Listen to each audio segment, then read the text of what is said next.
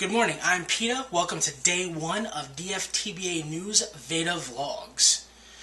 The team at DFTBA News has been wanting to get some content onto YouTube for quite some time now. And since we've never been able really to find the right time, we've decided to use the VEDA, or Vlog Every Day in April structure, to get the content on the web. So during the course of this month, you're going to see myself and a couple of other people who are going to be putting content onto the channel. During the course of this month, we want the content to contain primarily three parts, three core things, if you will.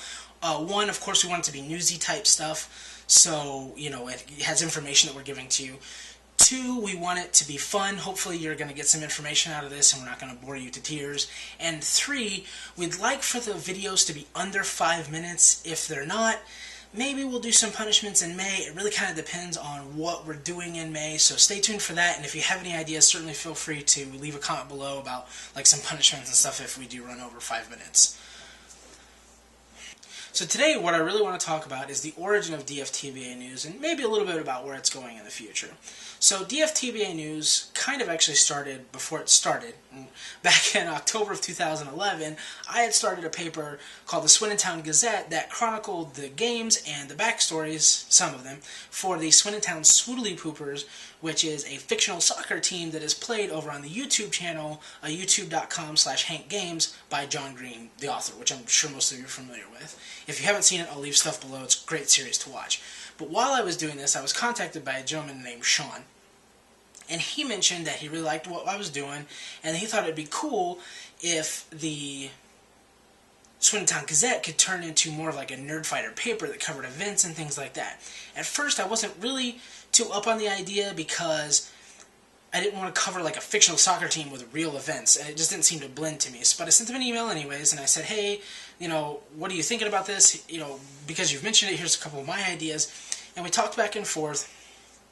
And towards the beginning of December, DFTBA News, as it is, or as it was when we started, really started to take shape. And we said, okay, Project for Awesome's coming up. Let's kind of take a break, and then we'll see where things are. So we took a break. We still talked, but we weren't as intense on it. And then we came back after Project for Awesome, and we really said, okay, this is great. We still want to do this. So on January 1st, 2012, we launched DFTBA News. And when we launched, we had the idea that the bulk of our content, like the most of our content, was going to be Nerdfighter centric. We were going to cover events and highlight YouTube channels and talk about different projects the Nerdfighters were doing, and help organize events and cover those events, like the birthday gifts for the Green Brothers and stuff like that a lot of folks would send around, and the information that they were organized to the Ning and In Your Pants and stuff like that, but we would help report on them. Kind of like FEI Nerdfighters, but a little more in depth. Over the course of the year and the 3 months that we've been in existence, we've evolved a little bit. I mean, we still want to cover Nerdfighter events, so if you have anything coming up, shameless plug here, please send it to us and we'll be happy to cover it. We'll contact you by email. All that info will be down below. But we also have evolved into more of an awareness type editorial, kind of more conversational type blog. And because of that, we have thought about changing our name because we're no longer really DFTBA News. We don't really, the news part has kind of gone away. So we're looking to possibly change our name. That's not really part of our origin, but more of where we're thinking about going. So we're looking at possibly changing our name. So if you have any ideas about that, please leave a comment down below. We would love to get some ideas. I've thought of changing our name to DFTBAX for exchange.